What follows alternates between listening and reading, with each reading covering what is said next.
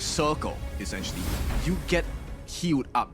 So in a fight, it's ideal that you want to get burst from the side of Bigatron by Vitality, which hopefully they get to achieve. But at the same time, because of the draft that Boom Esports have, it's really difficult to get the burst. They have so much sustain. Yeah, a lot of sustain, which is kind of a pretty big weakness if you're thinking about it. But, I mean, going into Game 4 in a must-win, I would say, for Boom Esports. Whipping it out now is a little worrying. I mean, the Foots as well, I trust Miggy to make all those plays with those corporal punishments. But it's one of those things where it's like everything is on the line in this game, and putting yourself in a bad spot could be rough, especially with this type of draft. I mean, for the PKL fans, this is where the sound of a whip is the best sound, right? And then maybe they get the kill on the bow. And that would definitely be a numbers advantage that's going to be very beneficial for the side of Boom Esports. But for now, it looks like the wave clear is just going to be a little bit faster from the side of Boom Esports, thanks to Tatsuri. Yeah, and actually, nice little rotation there. I mean, with the wildfire, it made it a little uncomfortable for Bigatron right there to kind of even deal with that Firehawk, and they secured it for Boom Esports. But now let's talk about this fade. They're going to definitely dominate come mid to late game in terms of those neutrals with that Hardened Jade Seal. But, you know, you've got the Agudo. Are they going to really see it? But they dive in, they find him, and it looks like they should have enough. The Hardened Jade Seal makes its first appearance, and they take out Lanfeng. Great work by Carl. This is exactly what the lineup is supposed to do, right? You want to get the burst damage. I believe Carl should be going for the Rapacious Bite here, but here comes the response from Zhang Q. Yeah, the teleport was going to be committed here just to kind of ensure that they actually protect that bottom T1. F1 was by himself, so Zanku had to make that move. But now Carl, he's in a bad spot. It looks like Ball's going to run him down. The slashes from this fatigue are just too much. Ball getting that kill. Yeah, and you start to see the benefits of their picks, right? Now, Miggy's going to try and get the Sage's mic down. Where is the damage? Tatsuri needs to put the flames down. Yeah, he doesn't really have much. The wildfire is actually helping him in that sense, but now he's trying to flash away. He gets rolled under. Zanku making an appearance, and Miggy's like, I'm out.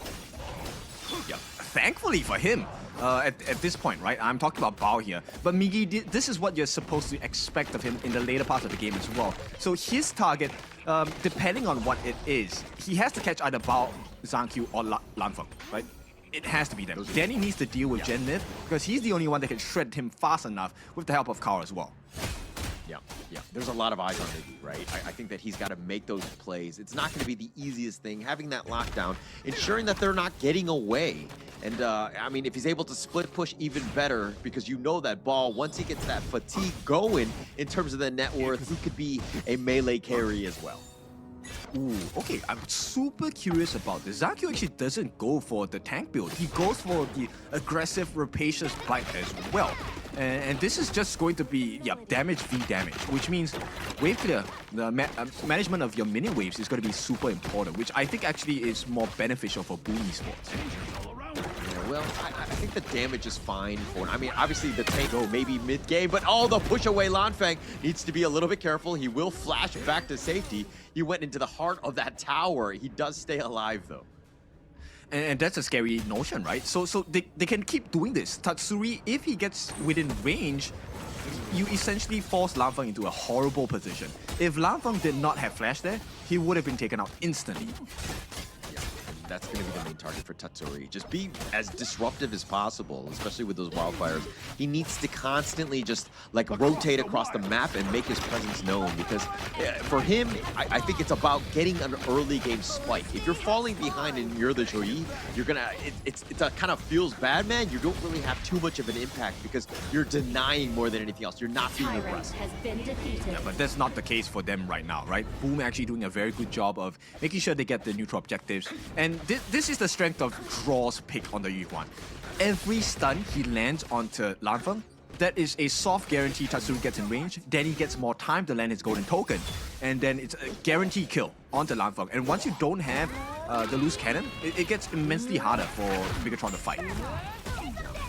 They're going to have to go for that, but now the furball, they find Miggy. He's taking a decent amount under the tower or not, but they're actually out-sustaining. Tatsuri's getting a little bit low as well, and now it looks like Bigatron have zoned them away. Boom Esports taking the worst of that one. Okay, they did have to suffer quite a bit of damage into their T1 at the top, but that is immediately balanced out by Danny's attempt at the bottom. But thankfully for the side of Bigatron Esports, Bigatron Vitality, ZARQ is going to be at the bottom, saving that T1 at the farm lane. Yeah, and for him, it's about the farm. I mean, just absorbing all of the different waves that are, there. And he has that potential to solo push if he wants to. So somebody has to make an appearance there. It's going to be Danny back in that bottom lane. But let's also talk about Ball. He's a level behind the fatigue, but now they actually get the corporal punishment. They get a nice little stun, and the Jade Seal is going to be plenty. And Lan Fang getting sniped again. Carl making a nice play with Miggy backing him up. They're going to continue on to F1 under the tower. They actually de-aggro the tower and take that one down. Crazy moves from the side of Boom Esports. Exactly what they need to do. Lan Feng needs to learn to fear the potential of a missing Carl and Miggy, because that's a guaranteed combination at this point. The cooldown onto the hardened Jade Seal is really quick. Very quick. So it's like the spider senses are not working from Lan Feng. He's not really feeling the pressure. But now Carl, he actually gets over the ledge. He's gonna be fine. And he gets backed off, dodges the missile barrage as well. So if anything, Carl just making moves across the map and farming very efficiently now. Yep, and he is an actual threat. This time, Carl is a walking menace for the side of Bigatron by Vitality, right? Every time he goes near, you can be sure Lan Feng has to fear for his life. At the same time, while they're trying to deal with this, Boom Esports, players like Miggy, players like Danny, they shred towers for free. Yeah, if they're able to get there though, and right now, all of the waves right now are pushing in favor of Bigatron. This is the way you fight back. You play with the mid. A high chance you can kind of force F1 to use his ultimate early. Yeah, if they're able to bait that one out. But, I think that F1 is going to hold that very close to his vest and use it at the last moment and the precise timing, because it's a lot on him, and ensuring that you have that ult, it's almost like better to have it as a threat than to sometimes even use it. So you got to be very picky with when you actually unleash it. True, but if you take a look at it, the strength of Bigatron by Vitality is also their weakness, right? If Bao ZARQ or Lan Feng gets caught, this immediately triggers F1 to potentially want to make the save. And Boom, all they have to do is to back off, reposition, and when F1 doesn't have the Unbridled Outburst, it's a free kill. Yeah, it's a huge gap in that sense, the Bigatron lineup. But it looks like Draw taking a decent amount. I mean, they're scouting it around. The missile barrage is going to kind of go for the bottom lane, if anything. But Boom Esports navigate it, and they circumvent it. They get back into the mid lane here. I don't think they win the clear. Okay, they get the potential ultimate down. Yeah, the Unending Sorrow was committed by Draw, though. Something to take note of as this fight is looking to go. Miggy's looking to wrap around. Carl is waiting in the wings, finding it, and Ball walks into him. Do they have enough damage? Miggy's there with that corporal punishment, but do they have it in time? It doesn't look like they have it, and they do. The Jade Seal will be enough, but here come the reinforcements. ZARQ has showed up. They've only got 4 members, though, so they do have a power play in Boom Esports, and they take the bottom T2. Oh, I love this strat coming out from Boom Esports. Exactly what their weakness is on Bigatron, right? You have to be isolated. And with that, the split push will not happen. The defense will not happen as well. Right now, stuck there. Oh, no chance to Fate Rewind. Carl showed up at the right time. They take the mid T1. Carl, the timing of his appearances has been chef's kiss throughout. He's always been there when they need just that last bit of burst. And this is where this is the timing for Boom, right? Danny has a 1 level advantage against GAME4. He should have, even if it's equal amounts of gold, he will be responsible and able to take down GAME4 even as he uses his ultimate. Now, Bao's gonna try on Draw, but it's not worth the effort at this point. It's not, because this is why the Yuan is so annoying. The sustain and the fact that they have the get out of jail free card with that Unending Sorrow. They don't really have the catch. I mean, if they do, maybe they commit it, but it's going to have to take a team to get the proper angle, looking at UF1, in terms of being able to secure that. So Draw, the vision game will be quite good for him, and just being up front and annoying and poking and prodding. Yes, and this is quite a healthy amount of time for the side of Boom Esports, right? Based on the farm that they have on Bigatron by Vitality, they need at least 16, 17 minutes closing into Tempest to be able to make a stand. They need the lifesteal coming out from Bao. They need it from ZARQ and Lan Feng as well. And until they have the full builds, this is not going to be ideal for them. Boom can easily end the game at any point of time if Bigatron makes a mistake. Yeah, and they have a huge level advantage. I mean, Miggy, 13 to 11, and now Ball is trying to do that damage. He finds that at least the back line, but he's not actually doing enough. Ball is actually taking a decent amount, but finally Carl does go down. So if anything, that's a small win for them, but they actually find it. The Fate Rewind, Gen Myth right under the tower. That was not going to happen. Yeah, but they have 22 seconds where Carl is not here. All they have to do is to make sure they get this take onto the Shadow Overlord. They can buy some time for themselves, recover their potential lose condition, and BTR may be doing it. Oh, might go for the steal, but no, Lanfeng says that one is mine, but they do get the kill onto him, and they will send him to the afterlife. But if anything, they've traded the Overlord for Lanfeng here. I think that's a much needed sacrifice from the side of Bigatron by Vitality. Bao is back up alive. They will have to trade off a couple of T2s. In fact, just the singular T2 left in the middle for the side of Bigatron by Vitality. But with this, once the entire lineup of Bigatron by Vitality is revived, Boom might need to consider playing a little bit safer here. Yeah, they need to be playing. I mean, they have a 5K net worth lead, so I think that they're going to feel like they're, you know, they can take a little bit more of those fights. But I do agree, when Bigatron get on top of you, you were talking about all of these guys having a decent amount of damage in their arsenal. This is a tough situation because the Boom lineup, they can be squishy. They can be caught out like Carl did on that one, and it could turn the team fight on its head. I think the only person that needs to be really careful is Miggy, right? Because Miggy, late game, he's really hard to take down. It would take you some time. So if they don't get Miggy to tank for them, then I think it's going to be difficult. Because anyone else on the roster, Carl, Tatsuri, Danny, maybe even Draw, they get bursted down instantly by Zangq and Bao. You're worried about Miggy? He's doing everything. I mean, he's got a 1,700 goal lead in the lane matchup against Ball. I mean, he's doing everything in his power to ensure that they have this game because you were talking about how he needs to be tanky. He's trying to do that. He's going to be in the top lane, continuing to push, even less space for Ball to potentially catch up.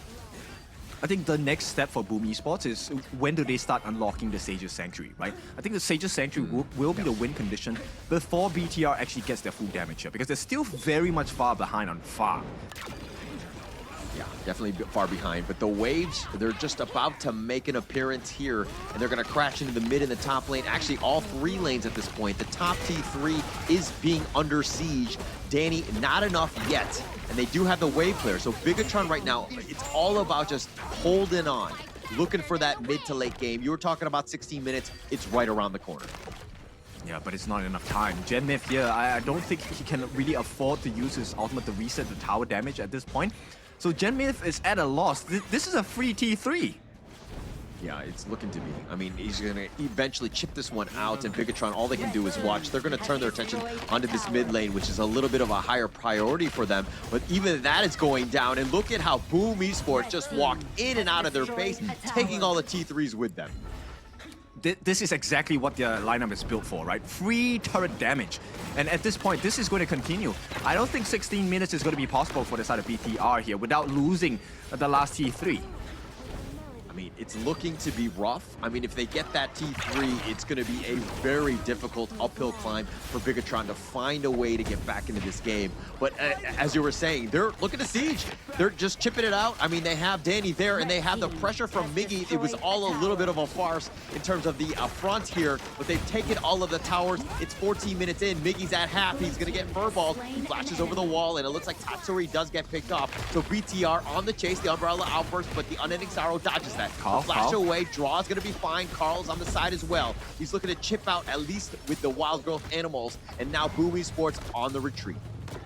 But you see, this is the strength of Boom Esports' lineup. They don't really have to overcommit, right? They just slowly whittle your crystal health down at this point. Right now, Zangq wants to invite Boom to fight. They have the numbers advantage. Yeah, they're trying to force it down. I mean, but look at Carl. He's waiting around. He's looking for the proper way. Gen Myth is probably a juicy-looking target. The flash away by Lanfeng, but the Fate Rewind is now going to be used. Tatsuri, though, he's going to be up in about 3. So Ball has been killed, and now this is the great start. They find Danny, though. That might mitigate a lot. Zangq is on the run. He does have the shield, but it's not enough. Carl finds him as he jumps over the ledge. Miggy's now going to be chasing after Gen Myth. He wants to just run it down, especially with Draw there. They take them both. They take the ace, and Carl is looking to end this this game. The man was possessed. He had that moment, and it's a matter of time before they take game number 4. Yeah, with an ace, no less. Beautiful work once again. Boom Esports, they saved their lifeline. They tied the series up 2-2. And boy, we have a game on our hands.